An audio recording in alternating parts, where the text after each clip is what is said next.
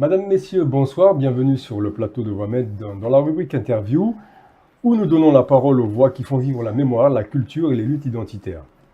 Aujourd'hui, nous recevons Madjid Boumekla, auteur de Yenayer, à la rencontre du printemps, un ouvrage dense et passionné qui explore les racines rituelles, symboliques et politiques de la culture amazigh. Militant culturel, penseur critique et homme de terrain, Madjid Boumekla nous invite à redécouvrir un patrimoine ancestral souvent occulté entre rites saisonniers, mémoire collective et résistance contemporaine. Madjid Boumekla, bonsoir, très content de vous recevoir sur le plateau de Voix-Med aujourd'hui. Bonsoir Wanis et merci pour Voix-Med de me donner la parole pour m'exprimer. C'est toujours un plaisir. Alors, c'est pas la première fois qu'on se rencontre, on se connaît déjà. Vous êtes toujours dans le domaine culturel, toujours dans la défense de la langue amazigh, dans la culture amazigh en général. Je crois même que vous préparez pour le 11 mai un événement. Est-ce que vous pouvez nous donner un peu plus d'informations par rapport à cet événement, afin que nos téléspectateurs puissent connaître et peut-être venir lors de cet événement? Très bien. Alors l'événement qu'on prépare justement, c'est une continuité à un article que j'ai écrit là-dessus, d'ailleurs à la rencontre du printemps.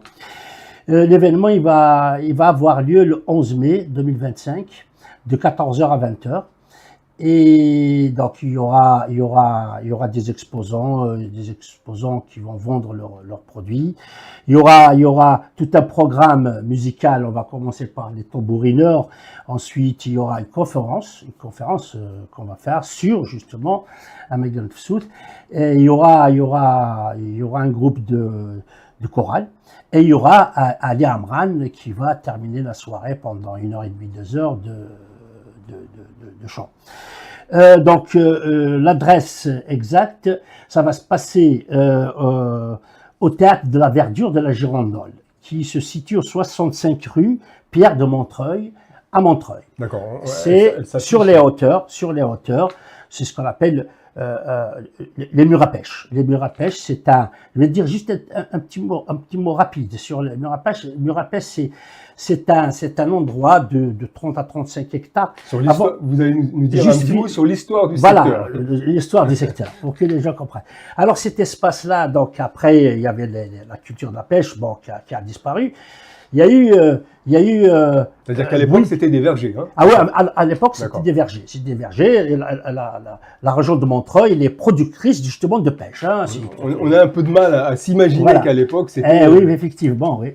Donc, à un certain moment, donc c'est arrêté, bien sûr, suite à la concurrence. Et Bouygues a essayé de mettre la main dessus pour construire. Et il y a eu un réflexe citoyen. Donc, les gens se sont opposés. Et du coup, l'État se l'est accaparé et il l'a mis comme site historique depuis, je crois, 2004.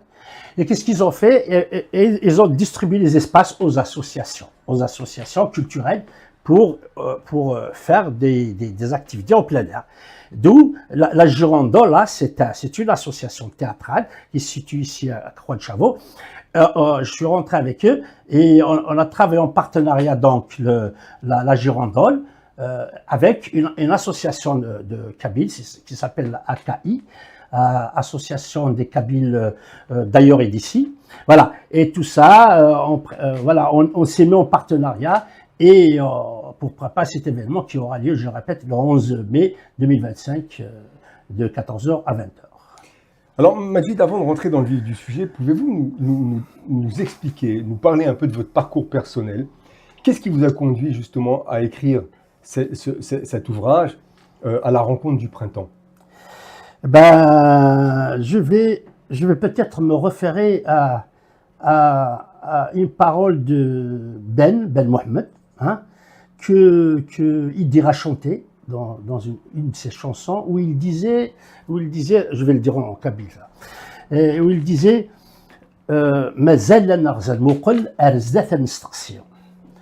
donc, si je vais traduire, c'est on a encore à creuser, à chercher, tout ça, et à l'avenir, on va toujours nous questionner sur, il faisait allusion à notre culture, à notre identité. Donc, Et du coup, j'ai fait effectivement la même chose que ce qu'a fait Idir et Ben Mohamed. Hein. Donc, je me suis intéressé, d'autant plus parce que quand j'étais jeune, moi, j'ai baigné dans une culture, parce que mon père était un berbériste.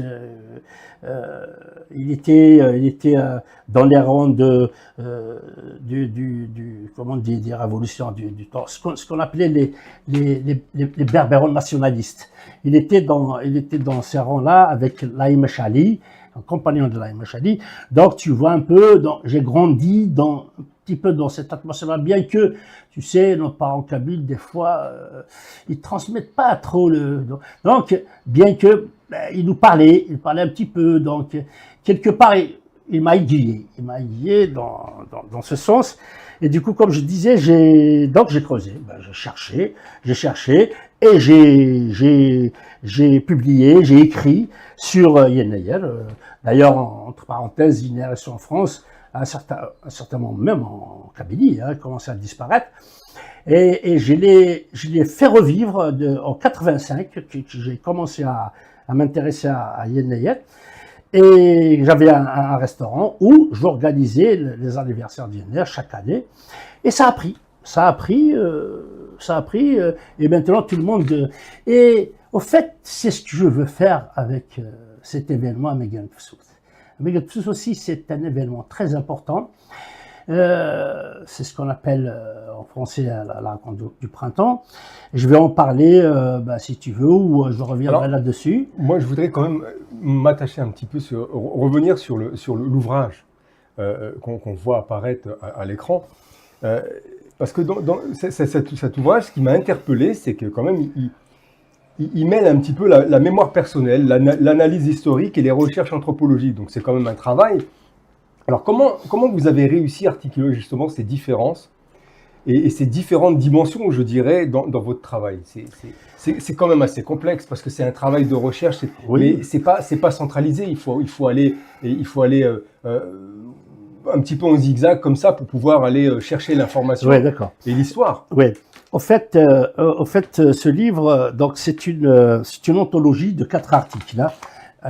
Il y a un grand article sur le Nouvel An berbère, Yenneyer, un autre sur Megan Fsouth, la rencontre du printemps.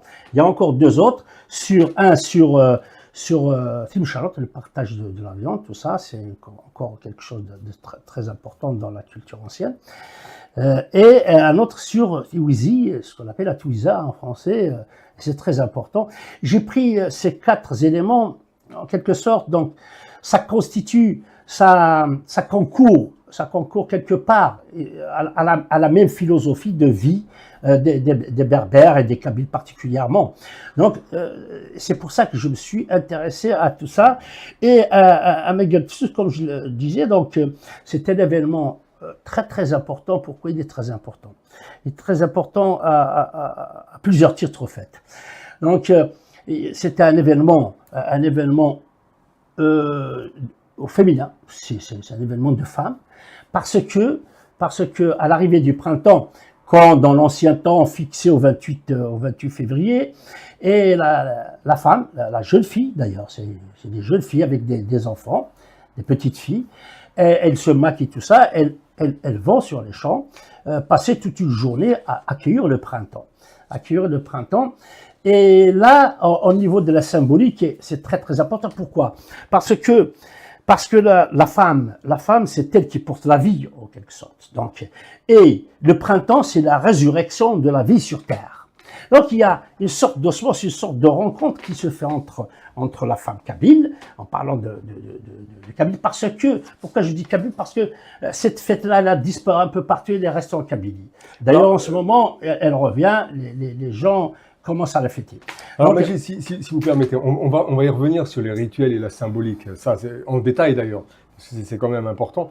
Mais j'aimerais, moi, essayer de comprendre et faire comprendre à nos téléspectateurs comment vous reliez justement le fait, cet ouvrage et l'événement que vous allez faire. D'accord. Ça, c'est ça qui est important dans un premier temps, c'est de comprendre.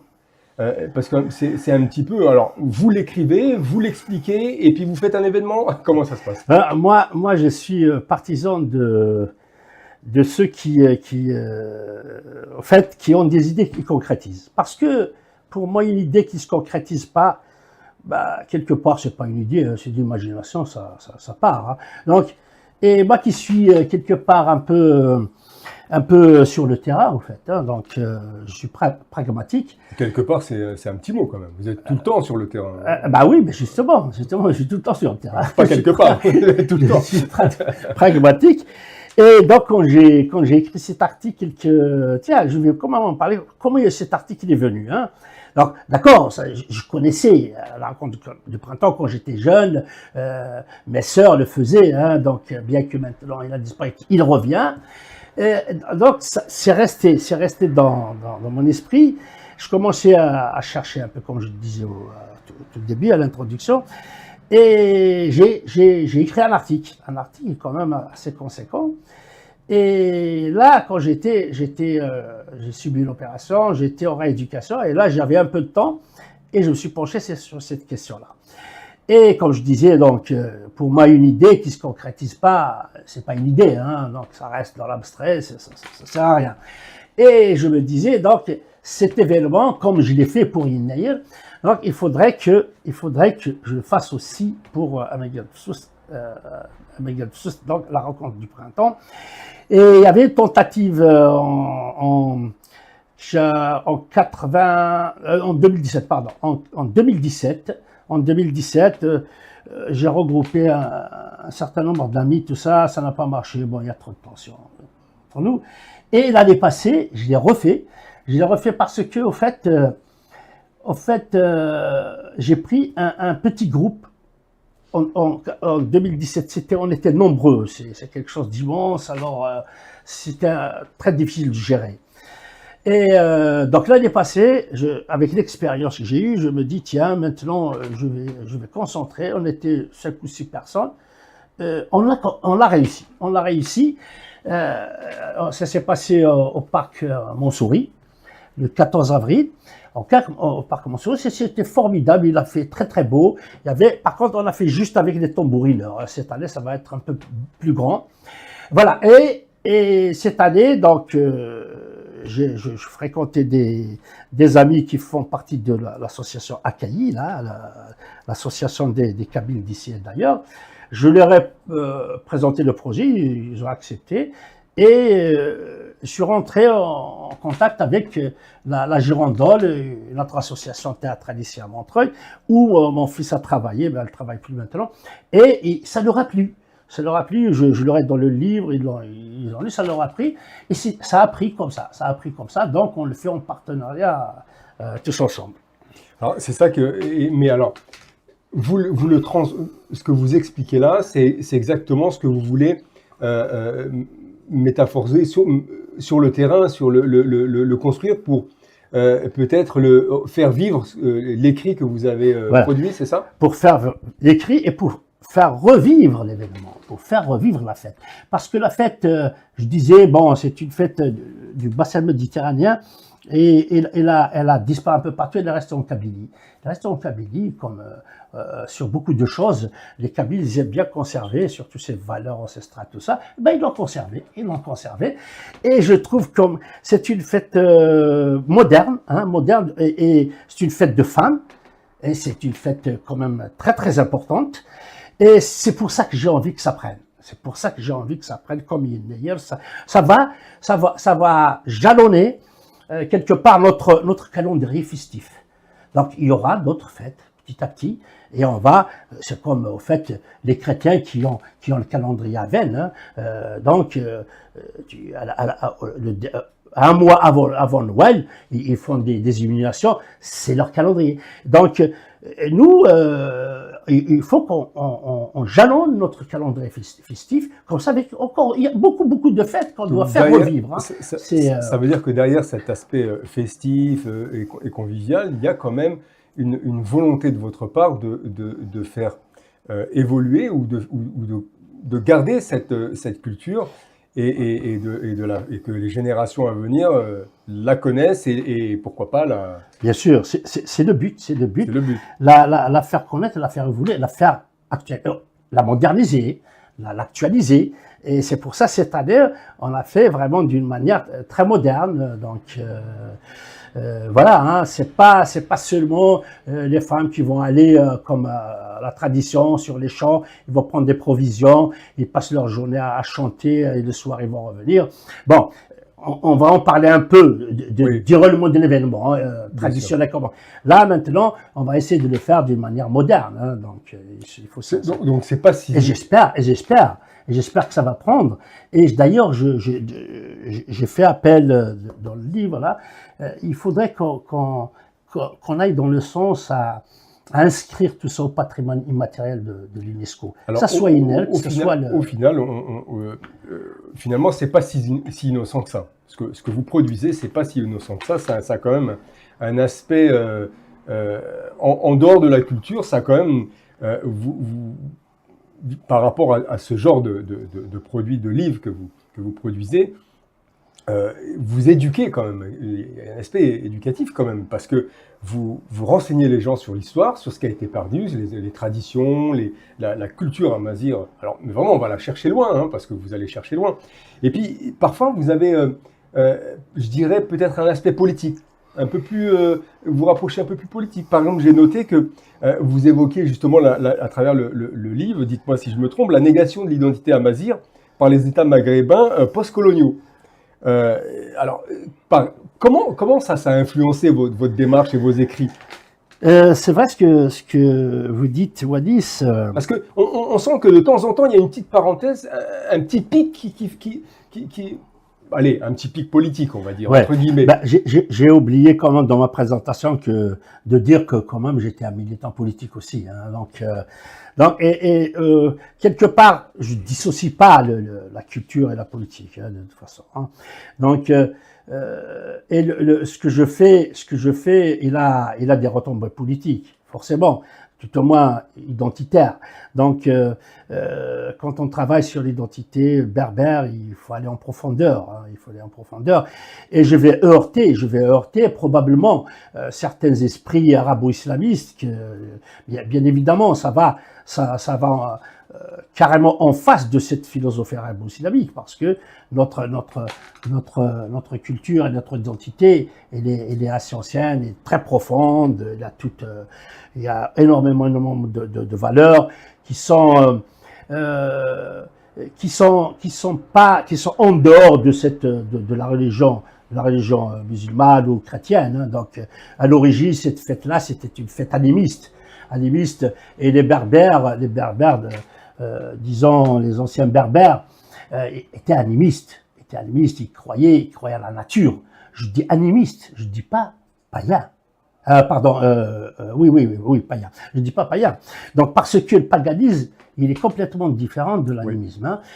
L'animisme, c'est une philosophie de vie. On vit en osmose avec la nature. On fait des dieux. C'est pas des dieux, c'est des saints, au fait. C'est des saints. Parce que le paganisme, c'est un terme péjoratif que les chrétiens utilisent pour discréditer justement cette philosophie animiste. Voilà. Donc tout ça concourt à faire revivre notre identité ancestrale. Mais Monsieur Boumekla, c'est quand même paradoxal, parce que lorsqu'on prend votre livre comme ça de premier abord, on a allez, le printemps, à la rencontre du printemps, c'est assez fleuri, assez ouvert, assez pacifique. Et puis quand on commence à rentrer dans l'écriture et on fait attention à ce que vous dites, parfois on a l'impression que vous avez envie d'heurter le lecteur et de lui rappeler que l'arabo-islamiste, par exemple, la négation de l'identité amazigh qui s'est fait au fil des temps. Et donc, ça amène justement ce lecteur à une réflexion sur lui-même et peut-être à aller chercher justement plus loin sur l'identité amazigh. Voilà. En un mot, ce que je défends, c'est l'essence même de la culture amazigh. Hein. Nous, entre autres, cet événement de Megalpus, nous fêtons la vie. Hein. On fête la vie, nous. On a une culture joyeuse. c'est pas, je suis désolé de le dire, c'est pas comme l'arabo-islamisme. Ils sont concentrés sur la mort, c'est une culture de mort. Donc il y a quand même quelque part un antagonisme entre les deux cultures. Vous voyez, donc, et moi, je suis quelqu'un qui aime vivre, hein, qui aime vivre. Alors, je sais pas en tout cas, moi, je suis mal placé pour dire est-ce que leur culture ou leur façon de voir les choses sont plutôt morbides ou plutôt vivaces, comme vous le dites. Ça, c'est des propos qui n'engagent que vous. Mais moi, je voudrais aussi savoir, par rapport à ça, si l'écriture en tout cas en ce qui concerne ce livre, ou peut-être même l'ensemble de vos écrits, est-ce que ça a été pour vous justement un processus introspectif ou un acte de transmission? Parce que parfois vous êtes entre les deux, donc. C'est-à-dire. Alors un acte de transmission, c'est sûr, je pense. Oui, hein, c'est certainement. Il y avait quand même, comme je disais tout à l'heure, comme moi je suis pragmatique, j'écris beaucoup plus sur des choses que je vis, que j'ai vécues. D'accord. Voilà, donc sur Yinaïl, bon, j'ai vécu, je vivais, je vis encore, avec tout ce que je disais, donc je l'ai vécu. Et sur par exemple mes deux derniers livres sur l'Académie berbère, j'étais par correspondance un ancien adhérent, militant de l'Académie berbère. Donc voilà, moi quand j'écris, c'est beaucoup plus le vécu que j'écris. Hein. J'écris pas je théorise pas, je théorise pas trop sur ce que j'écris. Voilà. Alors tout à l'heure je vous ai coupé pour en venir maintenant justement au rituel et la symbolique justement de ce printemps. En tout cas dans votre livre, vous décrivez en détail ce rituel de Yenayer et du printemps et de la rencontre du printemps. Alors, pouvez-vous nous expliquer la signification, justement, profonde de ces fêtes dans la culture amazigh? Vous l'avez abordé tout à l'heure, je suis d'accord. Oui. Mais là, on voudrait quand même plus de détails parce que c'est ce que vous allez projeter lors de cet événement, c'est ce que vous allez faire revivre aux gens qui seront présents et qui veulent la partager avec vous. Donc, c'est quelque chose quand même qui est important. C'est vrai, entre Yenayer et Amegel Fsous, il y a un lien, hein, de toute façon. Yenayer, donc c'est pour fêter la nouvelle année qui rentre, et Yenayer s'inscrit dans une étape de transition entre. Il faut dire quand même tout ça, toutes ces fêtes, elles sont d'essence paysanne, donc c'est des fêtes paysannes à l'origine. Hein. D'accord. Donc entre Yenayer et Amegel Fsous, il y a Yenayer, donc en étant bien sûr une porte, comment on dit, c'est une ouverture vers un nouvel an, une porte de l'année, comme on le dit dans certaines localités, on dit Yenayer, on dit c'est la porte de l'année. Donc ça constitue une sorte de transition vers le printemps. Le printemps s'inscrit dans la période de la moisson. La moisson, chez les paysans bien sûr. Donc si je comprends bien, toutes ces fêtes sont liées et ont un rapport direct avec les saisons et la terre. Et la terre et la paysannerie, oui, bien D'accord. sûr. Les fêtes, là, en règle générale, elles sont en liaison. Donc, à Amegel Fsous, ça se passe donc dans la période des moissons. Et on sait que le printemps, donc, comme je disais tout à l'heure, c'est la régénérescence de la vie, en fait. Et donc la terre, elle fleurit, elle revit, et les boissons, exactement pareil, c'est des plantes, et il y a tout un rituel à travers cette fête d'Amegel Fsous, justement pour accueillir le printemps et accueillir une bonne moisson aussi. Des moissons, des bonnes moissons pour voilà. Donc et voilà. Et j'aimerais bien quand même dire un mot sur le déroulement de cette fête, comment ça se fait. Mais je voudrais juste éclaircir avant que vous abordiez cette partie. Quand vous dites, on a l'impression que c'était comme les paysans de l'époque, voulaient fêter cet événement comme s'il faisait une offrande justement à cette nature ou pour faire en sorte que la moisson à venir soit Voilà. Ça, c'est positive. justement, c'est la portée de Begel Ksut, de cette procession que les femmes font. Alors, je D'ailleurs, rappelle, c'est à la rencontre du printemps. Voilà, vous allez comprendre, quand je vais essayer de dérouler un petit peu l'événement, comment il se produisait, vous allez comprendre. Et, donc, à l'arrivée du printemps, la femme, la jeune fille, généralement, c'était une jeune fille, les jeunes filles en général, avec des enfants, des enfants filles, elles se maquillent, elles se font belles, elles vont aller à la rencontre, comme je disais, à la rencontre du printemps, toute une journée. Elles sont très libres, hein, elles sont très libres, elles font leur fête, elles prennent des provisions avec elles, et ils dansent, elles chantent.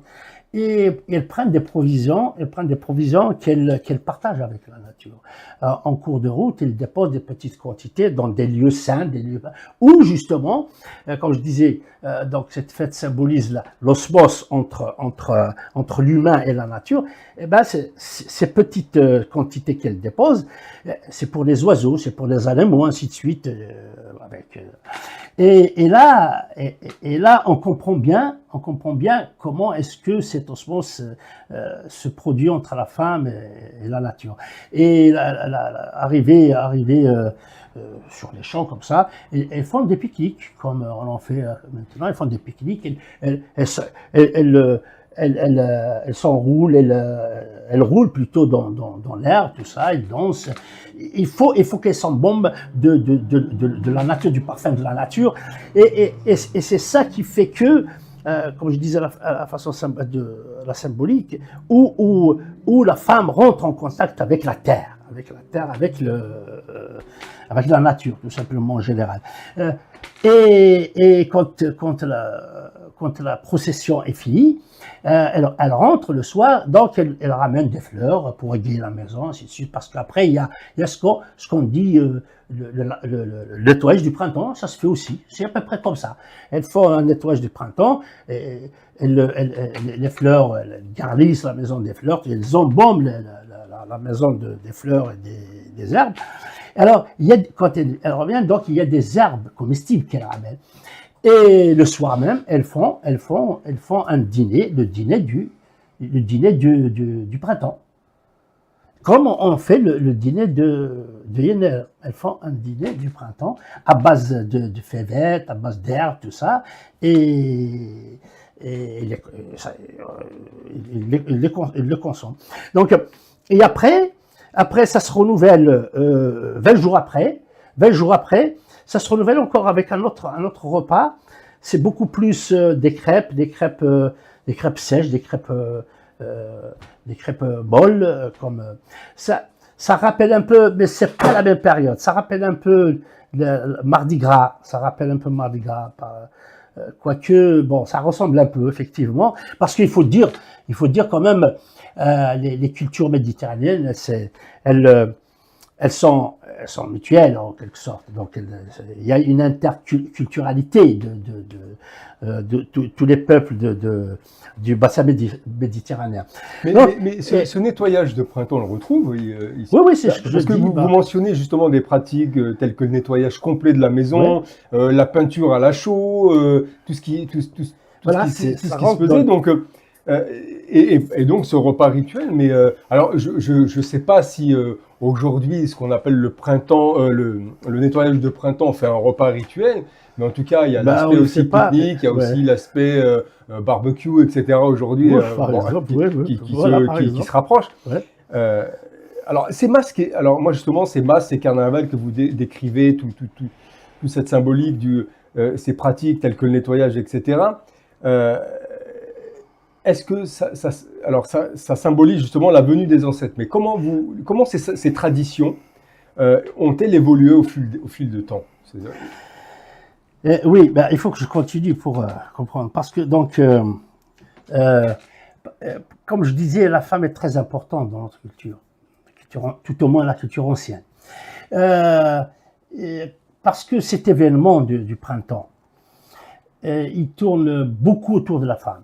Et au 40e jour, quand la djemma du village établit un calendrier de pastoral, parce que vous faites le calendrier dont je parle, il est agraire effectivement, mais il est pastoral aussi. Donc il y a des fêtes pastorales.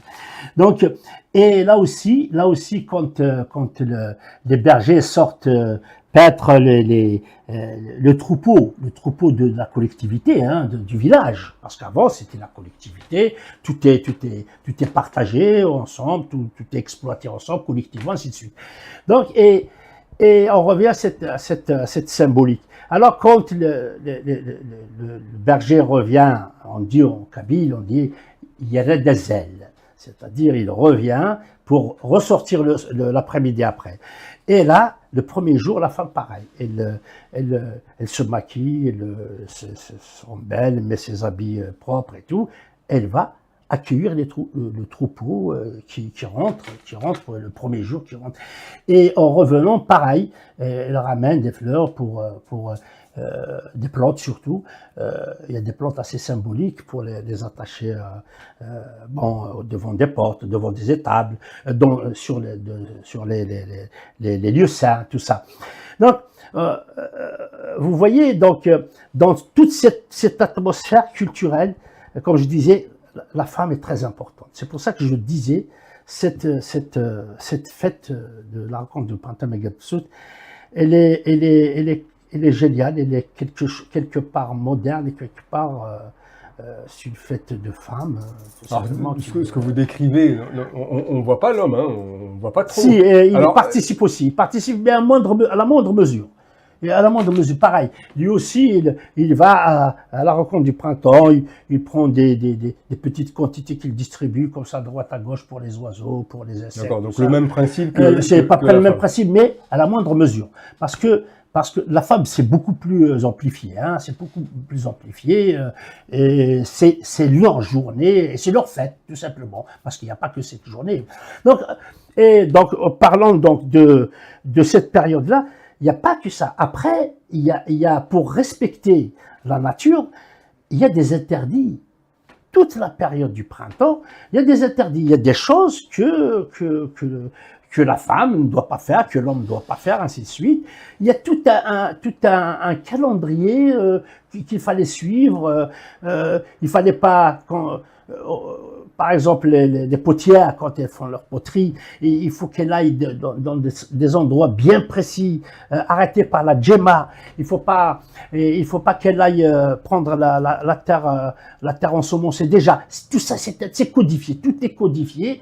Donc, il y a des périodes où la femme doit faire ça, ne doit pas faire ça, ainsi de suite. Donc, il y a tout un ensemble de codes, d'interdits qui s'établissent pour tout simplement, le but, c'est de respecter la nature. D'accord. Qu'est-ce que c'est que la djemma Djemma, c'est l'assemblée du village. C'est l'assemblée du village. Je parlais tout à l'heure, avant d'établir un calendrier pastoral, la djemma, donc l'assemblée du village se réunit et amasse tous le bétail collectif, parce que avant que la djemma les prenne en charge, il se fait individuellement chez les personnes qui les gardent. Après, une fois qu'on rentre dans la période pastorale, il y a la djemma qui établit un calendrier, et elle va les bœufs. Généralement, c'est les bœufs parce qu'on les utilise pour les labours, tout ça. Voilà, elle établit un calendrier qu'il faudrait respecter pour aller paître les bœufs, pour revenir, ainsi de suite, des endroits qu'il faudrait respecter où il ne fallait pas paître, il faut laisser la nature vivre, reprendre, ainsi de suite, ainsi de suite. Voilà. D'accord, Majid. Aujourd'hui, est-ce qu'on peut dire que ces rituels sont encore vivants dans les villages? Ce rituel particulier, bon, d'ailleurs, ça y est, il est revu maintenant. Il revit, et c'est parti. On le voit fêter. Il est devenu universel maintenant. Donc, on le voit célébrer un peu partout les Amazirs vivent. Hein. Non seulement, et je dirais, même les Français, par exemple, ici, ils participent. Hein. ils participent aux événements. Maintenant, on voit de plus en plus des mairies qui accordent des salles pour fêter l'événement, Yenayel, ainsi de suite, ainsi de suite. Donc, donc ça a pris, ça revient.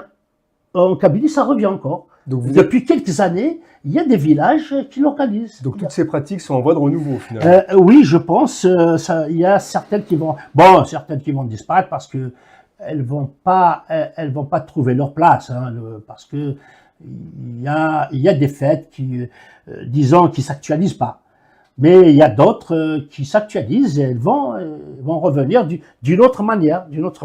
C'est à nous de les faire revivre, au fait, hein, de leur donner ce caractère moderne, ce caractère, disons même universel. Hein, pourquoi pas. Alors, hein, parce que la rencontre du printemps, d'ailleurs à l'origine, c'est une fête presque universelle parce que c'est autour du bassin méditerranéen qu'elle se faisait la fête du printemps. Alors Majid, vous, justement, par rapport à ces rituels et ces fêtes, vous soulignez que les rites amazirs ont été récupérés et intégrés par les religions monothéistes, en tout cas par certaines. Alors pouvez-vous me donner quelques exemples concrets de cette appropriation? Oui, d'accord. Il y en a beaucoup, hein. Énormément. Comme je disais, la culture animiste, c'est très vaste, elle est très riche, la culture animiste. C'est la Megan South, là. C'est tout simplement, c'est Pâques, récupéré par les religieux, parce que, comme je disais, c'est une ancienne fête populaire qui existe dans le bassin méditerranéen, même ailleurs, elle existait. Donc, et c'est revenu, c'est récupéré par la religion chrétienne sous forme de Pâques. Sous forme de Pâques, et on va voir par exemple, il y a une ailleurs qui dans notre culture symbolise aussi le solstice d'hiver, parce que au fait c'est la fête du soleil, hein. Et cette fête-là, pareil, hein, c'est récupéré par exemple par le christianisme, par la naissance de Jésus. Jésus n'est pas né le 25 décembre, hein, je suis désolé. Il y a certains qui disent qu'il est né en septembre, d'autres qui disent bien avant. Donc, et d'ailleurs, ça, c'est acté officiellement lors du concile de. Ça a été repris, je crois, le concile de Nicée, ils en ont parlé, et le concile, un autre concile, je me rappelle plus, quelques temps après. Ils l'ont introduit à l'ordre du jour, la naissance de Jésus, un 25 décembre. Donc, un 25 décembre, c'est le solstice d'hiver, et c'était la très très grande fête du soleil. Donc, ça se faisait chez les anciens peuples, les peuples premiers, et ça se faisait d'une manière grandiose. Tout le monde sait que il y a partout on fêtait le soleil. Alors, si Pâques, par exemple, alors je suis curieux de savoir, moi, Pâques, c'est vrai qu'il y a une similitude frappante, oui, c'est clair. Mais est-ce que c'est pas peut-être pas les Amazirs qui ont récupéré Pâques, ou pourquoi vous dites que ça a été les religions monothéistes qui ont récupéré justement cette tradition? Mais c'est une fête qui a existé avant.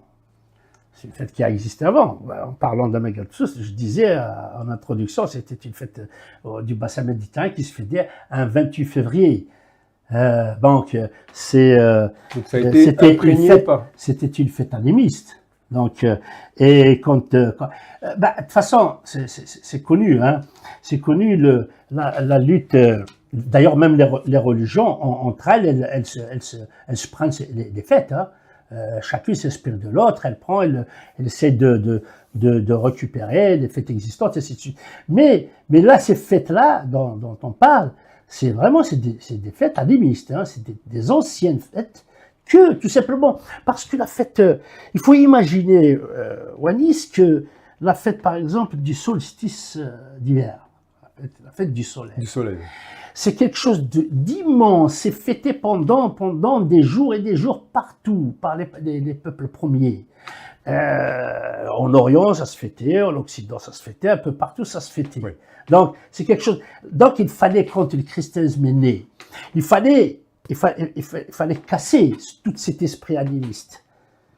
Eux, c'est là qu'ils parlaient de paganisme. Donc, il fallait casser toute toutes ces fêtes par d'abord transformer le terme d'animisme en terme paganisme, parce que le paganisme, c'est l'adoration au fait des statues, tout ça. Bon, ça a existé aussi au temps de l'animisme, hein, mais l'animisme c'est autre chose. L'animisme c'est la nature tout simplement. Il n'y a pas de statue chez les animistes. Il y a des saints, ils vont vous dire tel endroit, c'est un endroit saint, telle montagne, il y a un dieu, c'est un endroit saint, il y a le dieu des montagnes, ainsi de suite. Mais il n'y a pas de statue. Le paganisme, oui, le paganisme, ils adorent les statues. Donc, alors il fallait casser toute. Bien sûr, il y avait une lutte pendant des siècles entre le christianisme et le paganisme, ce qu'on appelle entre guillemets le paganisme. Donc, alors, y compris ces fêtes-là, il fallait les récupérer. Leur donner un autre aspect, une autre portée. Voilà, c'est ce qui se passe. Comment vous jugez que cette récupération, est-ce qu'elle a affecté la transmission des traditions amazières authentiques? D'abord, elle a affecté, bien sûr, elle a affecté parce que, qu'est-ce qui se dit maintenant chez le mouvement islamiste en Algérie? Ils font tout pour casser Yennayer, ils te disent, ça c'est païen justement, c'est pas seulement païen, c'est des mécréants, c'est des fêtes de mécréants, il fallait pas les fêter, il fallait les casser, ainsi de suite. Maintenant ils le font, hein. Ils l'ont fait bien avant, quand je disais avec le christianisme, tout ça. Donc, ce qui se passe maintenant, il y a beaucoup plus, je dirais, parce que, si on parle un peu politique au niveau du pouvoir algérien, il y aura toute la tendance disons, islamiste au pouvoir, c'est les plus durs et c'est les plus dangereux. Parce que eux, ils cassent toutes les origines, toute l'identité ancienne de Amazigh, ainsi de suite, hein. Donc, alors, vous parliez tout à l'heure de Yennayer, ça a été de la nouvelle année, hein, pour nos téléspectateurs. Donc ça a été remis à l'ordre du jour quand même. Oui, bien sûr. L'Algérie reconnaît Yennayer comme jour férié. Jour férié, oui. Ils l'ont fixé au 12, mais au fait, dans les calculs, c'est pas tout à fait le 12, c'est beaucoup plus le 13 et le 14. D'ailleurs, au Maroc, ils le fêtent le 14. Hein. Et moi, dans mes recherches, tout ça, dans mes calculs, ça se situe à peu près le 13 janvier du calendrier grégorien, hein, bien entendu. Donc, ils l'ont reconnu par la force des choses, mais bien sûr, parce qu'il a poussé quand même la revendication berbère, quand même, hein, comme la langue, mais c'est pas du tout repos, hein. Il y a le contre, disons, contre-attaque d'une tendance du pouvoir algérien un peu où je disais donc les islamistes, hein, parce que... Alors moi je parle d'un point de vue beaucoup plus large, hein, pas uniquement du point de vue algérien, mais ça veut dire que finalement au fil des années, on sent que ça a été perdu. Là, c'est en train de renaître, c'est en train d'être récupéré par des gens comme vous, hein, par exemple, qui écrivent, qui font connaître, qui font véhiculer cette histoire, ces rites, cette symbolique. Donc, au fil des années, ça a été quand même largement perdu, puisque là, on redécouvre, les nouvelles générations, on redécouvre justement des événements comme le 11 mai qui va avoir lieu. Ça permet de faire justement redécouvrir cette culture et ces rites et les comprendre. Donc, et c'est le but aussi certainement de vos ouvrages. Donc, je pense que ça a touché. Ça a modifié entre alors on va se donner un segment entre les années passées et ces années, et il y a un renouveau, mais donc au fil des siècles quand même ça a été perdu. Oui, bien sûr, bien entendu. Mais le drame, pourquoi toutes ces fêtes ont été perdues? Mais bien sûr. L'Afrique du Nord ou la Mazra ou la Berbérie a subi que des dominations, hein.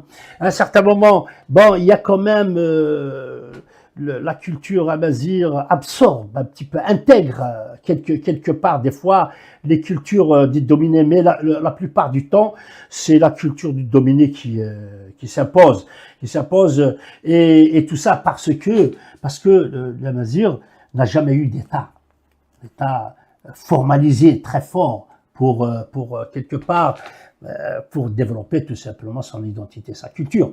Donc voilà, donc il y a une faiblesse à ce niveau-là. Les Amazirs, ils étaient toujours dominés, donc forcément leur culture, elle s'en va. Ben maintenant, avec cette renaissance qui se produit politiquement et qui se produit par ailleurs culturellement, et d'ailleurs, si en Algérie, ceux qui ont fait beaucoup plus le travail de renaissance, c'est bien les chanteurs. C'est la chanson qui a fait, comme Idir, comme Farhad, comme plein d'autres. Donc ces gens-là, et sur le plan politique, c'était mort. Hein, alors, justement, Majid, on a vraiment l'impression, alors on parle pas spécialement, mais alors nous on parle de l'Algérie, mais ça vaut pour le Maroc, ça vaut pour la Tunisie, ça vaut pour la Libye. On voit aujourd'hui que les populations qui sont, alors entre guillemets, non amazirs, redécouvrent aussi en même temps un peuple qu'ils ne connaissaient pas, et au final qui connaissaient pas du tout leur culture, et ils sont en train de la partager, de la revivre avec. Et ils sont pas contre, au contraire, ils partagent, ils redécouvrent quelque chose. Et ils la fêtent ensemble. Pour certains, oui, pour certains évidemment. Voilà, et pour certains, ceux qui sont en tout cas pas réfractaires à cette culture ancestrale. Oui, mais tout ça, je dirais, bien sûr, il y a une poussée au niveau politique, au niveau de la chanson, tout ça. Et il y a quand même un phénomène très important, c'est les nouvelles technologies. Ça apporte du souffle. Donc ça. Voilà, ce qu'on est en train de faire, ça, on ne l'aurait pas fait il y a quelques années. Tu comprends? Donc tout ça, ça contribue. C'était des vecteurs quelque part porteurs de transmission de cette culture. Donc ça, et par tous ces biais-là, et ben la culture revient, et surtout les questions identitaires. La culture, la culture, elle change un peu, elle s'enrichit, il y a certaines choses qui disparaissent, ainsi de suite. Mais au niveau identitaire, surtout de l'Afrique du Nord. Hein, justement, pensez-vous que la redécouverte justement de ces rites, de cette culture, peut contribuer justement à la meilleure compréhension interculturelle dans le Maghreb contemporain, par exemple? Est-ce que ça peut changer quelque chose?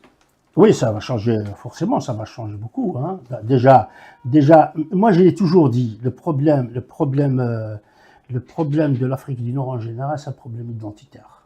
Le jour où tous ces pays-là retrouveront leur propre identité, leur identité ancestrale, il y a énormément de problèmes qui vont disparaître.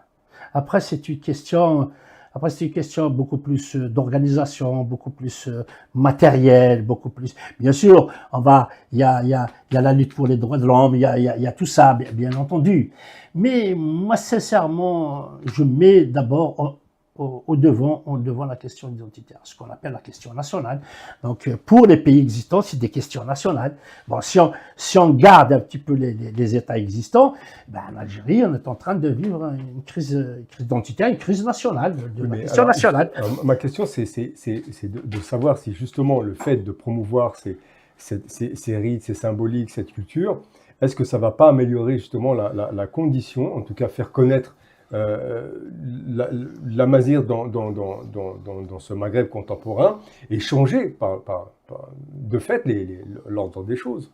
Ben oui, forcément, de façon... Que ce soit culturel ou politique. Hein, oui, forcément, de façon, bien sûr, il faut pas prendre la culture avec toutes ses valeurs rétrogrades, tout ça. C'est ce que je disais tout à l'heure, il faut l'actualiser. Il y a des valeurs qui s'actualisent, qui sont modernes, qui, par exemple, c'est Megan Fsouth. Donc, c'est tout ça qui va donner un nouveau souffle, un nouveau dynamisme, donc à la culture, disons, nord-africaine, quoi. Donc, voilà. Mais alors, je suis désolé, Majid, mais là, j'insiste là-dessus parce que c'est quand même quelque chose d'important. et nos téléspectateurs, en tout cas pour ceux qui ne sont pas amazirs, redécouvrent quelque chose. Et alors, vous êtes... est-ce que vous êtes prêts, vous, d'un autre côté, à reconnaître leur culture? La culture de Alors, qui? si c'était une culture qui est non amazir, Oui. il peut y avoir une bien, culture... bien évidemment. Alors, Mais évidemment, les cultures, elles doivent se vous êtes reconnaître vous êtes ouvert à toute... Elles doivent se reconnaître mutuellement. Moi, ce que... Alors, tout le monde n'a pas cette, cette vision des choses. Hein. Il y en a qui sont quand même assez radicales sur le... On prend la culture nord-africaine. La culture nord-africaine, que ce soit l'Algérie, mais le substrat est amazir. C'est ce que je disais tout à l'heure. La culture amazir, parfois il est dominé, bon, on lui impose des choses, des fois, volontairement, elle intègre certaines valeurs. Bon, alors, parce qu'après, on revient à la question linguistique. Hein. L'Afrique du Nord, le substrat culturel, il est amazir.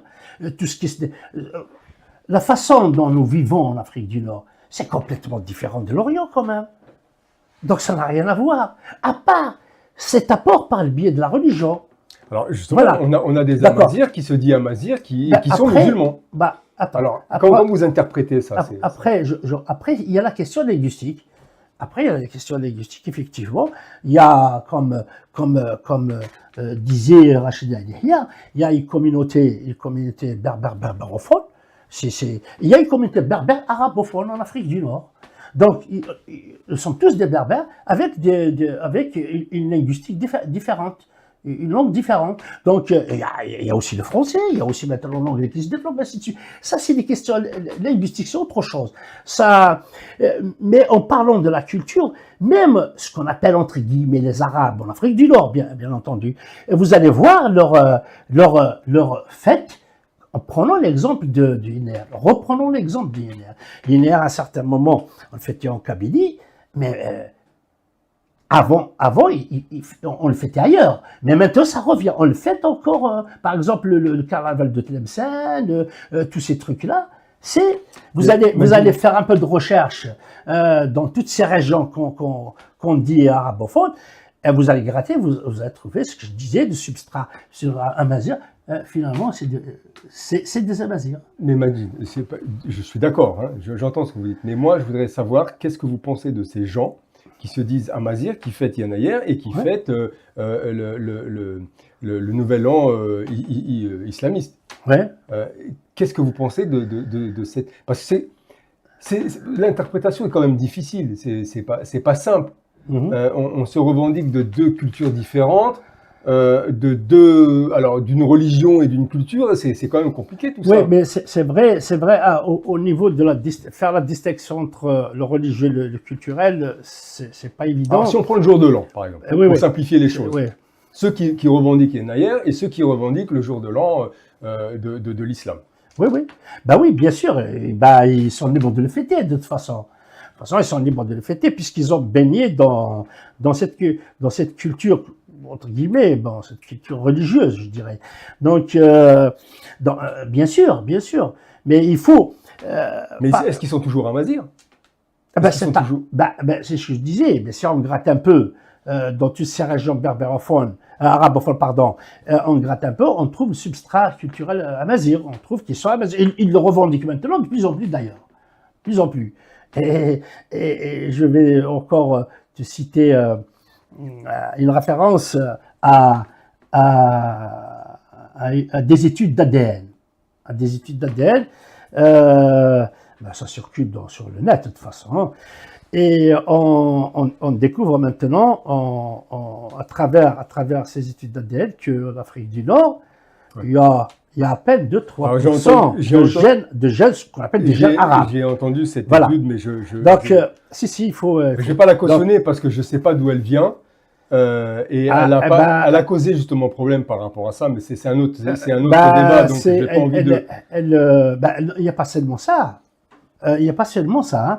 Les études archéologiques, les recherches archéologiques, elles prouvent qu'il y a des peuples avant l'arrivée de l'islam en Afrique du Nord. Mais il y a des, alors, il y a vous aussi, comprenez?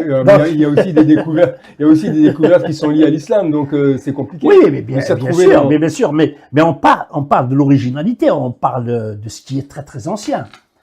Donc il y a énormément il y a énormément de références comme ça, hein, Alors, c'est pour dire tout simplement que l'Afrique du Nord en général est berbère et identitairement. Après, il y a cette question linguistique qu'il faudrait reconnaître, bien entendu. Il y a Alors, l'arabe, le berbère, alors, le Majid, français, l'anglais, il y a d'autres langues, hein. Majid, alors ce fait de fêter Yana, en tout cas, si on regarde l'état actuel des choses, ceux qui fêtent Yanaïr, ceux qui fêtent le premier jour de l'Hégire, etc., le premier, est-ce que justement cette compréhension multiculturelle, est-ce que c'est pas justement cette vision des choses, c'est pas aussi un moyen de faire avancer justement cette compréhension entre les différents peuples qui existent et qui ont existé dans le Maghreb ou même plus loin en dehors du Maghreb? Bah, de toute façon, on est Est-ce que c'est pas une bonne chose quelque part? bien sûr, quelque part, c'est une bonne chose, c'est certain. Donc, de toute façon, on est dans l'ère de la communication, on est obligé de communiquer, hein. Au lieu de se faire les guerres, bon, elles se font toujours, bien sûr, malheureusement, elles se font Il y a toujours. d'autres intérêts qui sont Ouais, intérêts voilà. économiques. Donc, mais il faut, bien sûr, il faut communiquer, c'est évident, hein, c'est évident. Il faut faire ces choses-là, donc. Est-ce qu'il y a certaines pratiques qui à votre avis, est vidée de tout sens? C'est-à-dire? C'est-à-dire que par rapport à ces rites, ces symboliques, est-ce qu'il y a des choses qu'on ne devrait pas, dans ce qu'on a véhiculé, ce qu'en tout cas on véhiculé l'histoire de la Mazir, est-ce qu'il y a des choses qui sont vidées de tout sens, qui n'ont pas lieu d'être? Des valeurs, Des valeurs, oui, des valeurs, bien sûr. disons, oui, je disais tout à l'heure, bon, il faut pas prendre tout pour argent comptant. Il y a des valeurs qu'il faut faire disparaître. Il y a d'autres qu'il faudrait justement actualiser. Elles sont actualisables, il faut les prendre. On va prendre cette question de la femme. Le truc, le patriarcat a fait son temps. Elle a fait son temps en Afrique du Nord, hein, de toute façon. Et particulièrement en Kabylie. Il existe toujours d'ailleurs, hein, il y a un peu le patriarcat dans les faits. Et ces choses-là, il faut aller à l'encontre, hein, il faut les changer, et ce que je suis en train de faire avec Emmanuel, ça va dans ce sens, hein, ça va dans ce sens. Ça va dans ce sens. Alors justement, vous appelez-vous à une prise de conscience identitaire, à une transmission des valeurs et du patrimoine, hein. Quels sont, selon vous, les leviers les plus efficaces, justement, pour y arriver? Mis à part les leviers pour pouvoir transmettre au fil des temps et aux générations à venir, cette culture, ces rites, ces symboliques. Il y a plusieurs vecteurs. Je disais, en tout cas, les plus importants. Je disais, à votre sens. Hein, je disais tout à l'heure, c'est une chance d'avoir maintenant un développement technologique qui nous permet de transmettre, d'étudier, ainsi de suite. Maintenant, vous prenez l'intelligence artificielle, vous introduisez une petite problématique dessus, et il te sort plein de choses. T'as pas à aller chercher dans les bibliothèques, passer ton temps, des fois une dizaine d'années pour trouver une petite information. Maintenant, tout se fait rapidement, hein. Tout se fait à travers la vidéo, à travers beaucoup de choses, hein. Regardez le phénomène que ça a pris ces derniers temps, le phénomène que ça a pris la culture berbère, comment s'est développée. Les années 70, il y avait un peu l'Académie berbère, les pauvres, ils ont peiné. Il y avait la chanson qui a essayé, hein, de faire quelque chose. Et maintenant avec Facebook, avec Internet, avec la vidéo, vous avez vu comment que ça se développe. Bon, il y a des retombées aussi, hein. Il y a des retombées, il y a quelque part aussi des gens qui attaquent, qui bloquent, et ainsi de suite, bien entendu. Mais si on fait on pèse le pour et le contre, c'est une chance, tout ça, c'est des vecteurs qui nous permettent de transmettre vite et davantage, disons, notre culture et notre identité, hein. Alors, comment vous voyez le rôle, justement, de la diaspora amazigh dans cette dynamique, justement, de préservation et de valorisation culturelle? La diaspora joue toujours un rôle très important, que ce soit au niveau politique, que ce soit au niveau culturel. Au niveau politique, on sait bien, par exemple, pour libérer l'Algérie, tout est parti d'ici, de la France, avec l'étoile nord-africaine qui a évolué petit à petit. Donc, c'est parti de la diaspora. La culture aussi, je disais tout à l'heure, il y avait l'Académie berbère qui était dans 66, elle a travaillé. Si c'était en Algérie, ils n'ont pas existé, même avec le peu de moyens qu'ils avaient, ils ont quand même produit. Et il y a certains chanteurs pour enregistrer, je dirais pas certains, beaucoup, ils viennent enregistrer en France leurs chansons, parce qu'en Algérie c'est verrouillé. Il y a certains chanteurs qui se reproduisent pas en Algérie, ils viennent ici. Donc la diaspora, elle est porteuse de beaucoup, donc, et maintenant d'ailleurs, avec tout ce qui se passe en Algérie, avec le verrouillage du champ politique, il reste la diaspora qui remue un petit peu. C'est en quelque sorte le pont vers l'intérieur, c'est ça? Bien sûr, à travers les médias, et on essaye de faire quelque chose pour essayer de secouer un petit peu, voilà, donc, la diaspora, elle a eu, elle aura toujours un rôle fondamental dans toutes les luttes, Alors, même au niveau économique d'ailleurs, même au niveau économique. Alors Majid, si on parle de la diaspora algérienne, existe-t-il justement des risques que cette renaissance, que font vivre cette diaspora de l'extérieur, des risques qu'elle soit récupérée politiquement et instrumentalisée? Bien entendu. Alors expliquez-moi. Il y a des tentatives de récupération, bien sûr. Là, ce qui se fait ces dernières années, après le mouvement du Hirak, par exemple, qui a secoué un petit peu les structures de l'État algérien, il y a eu quand même une poussée du pouvoir algérien.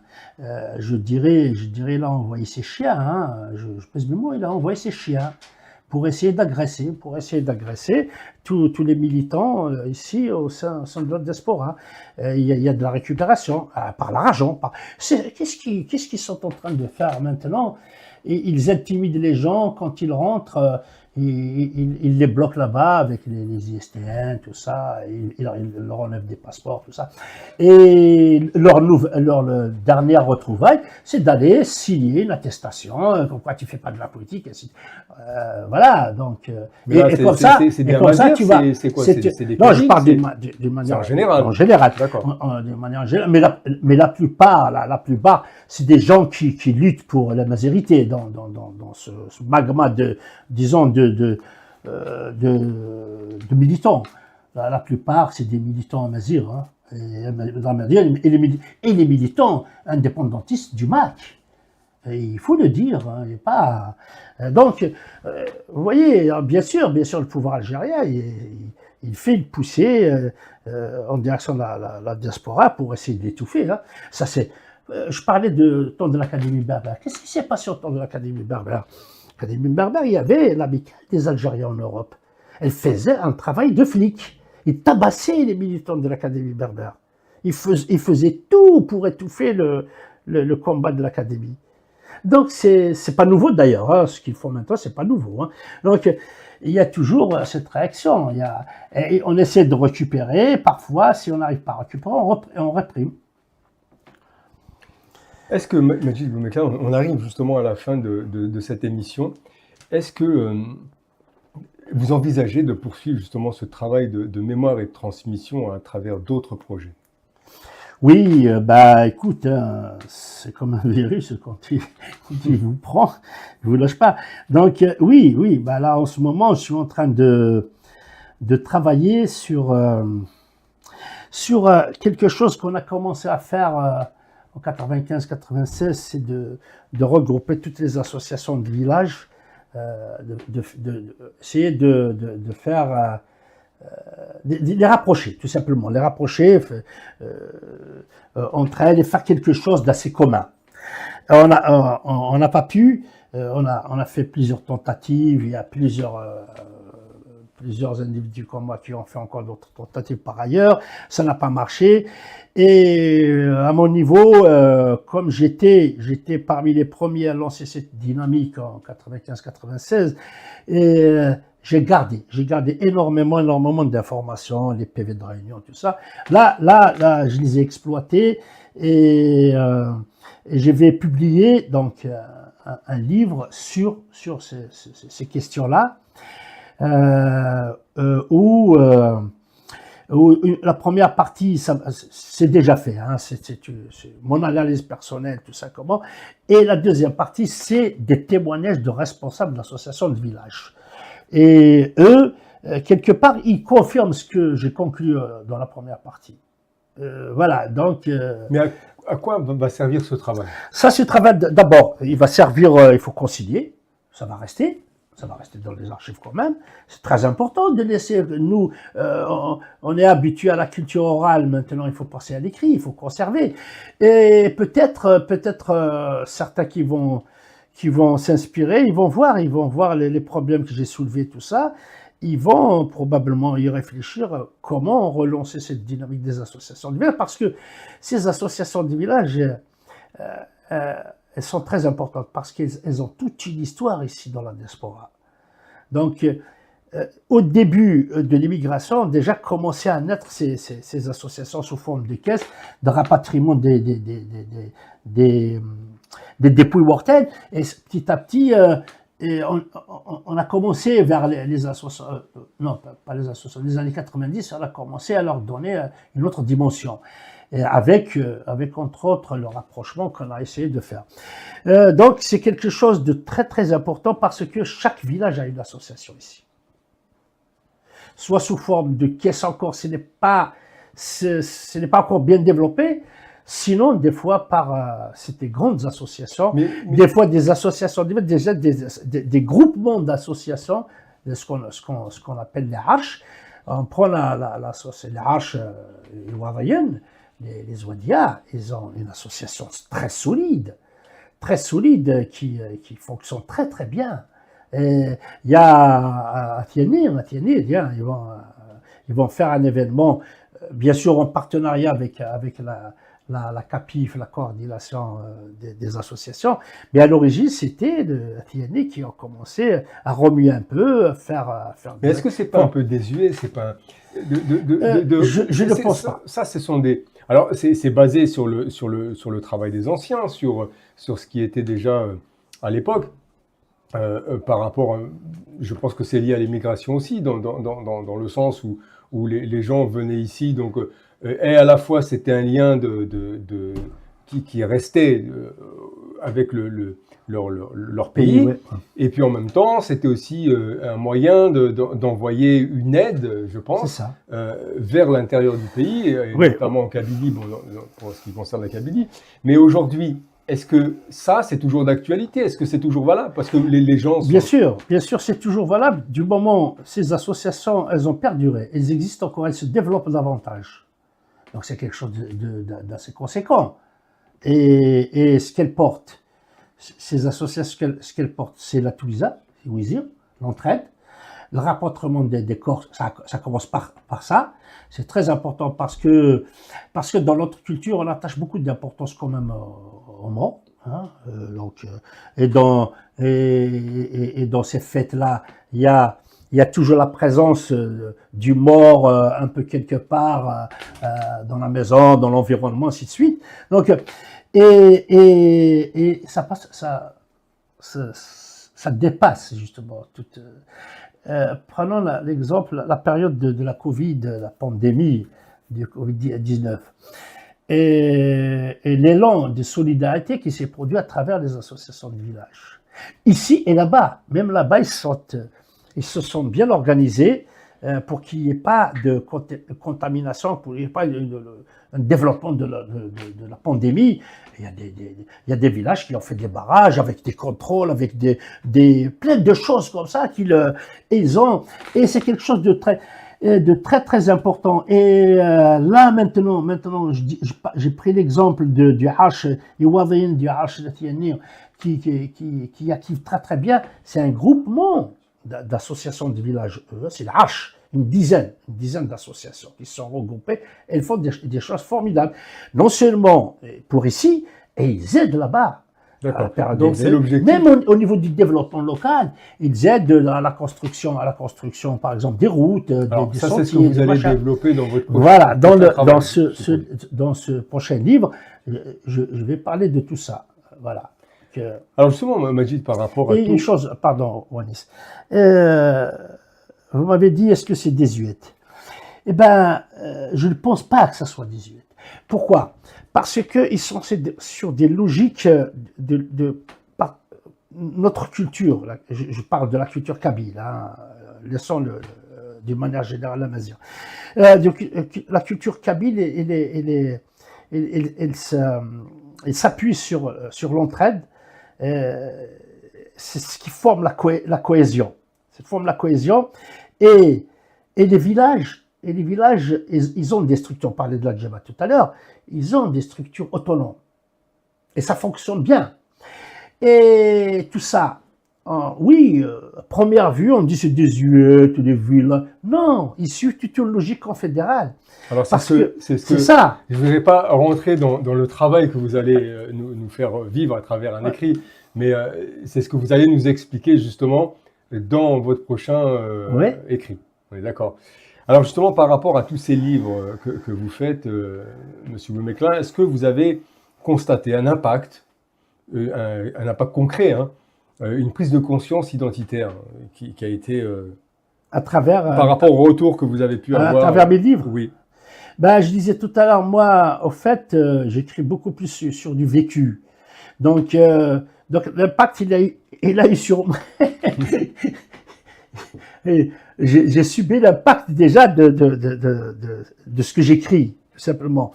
Est-ce que vous avez un retour de vos lecteurs, par exemple, qui vous... En prenant l'exemple du Yenneyer, maintenant les gens connaissent, d'accord, ils connaissent Yenneyer, c'est une fête, Nouvel An barbare, mais ils ne connaissent pas réellement c'est quoi maintenant.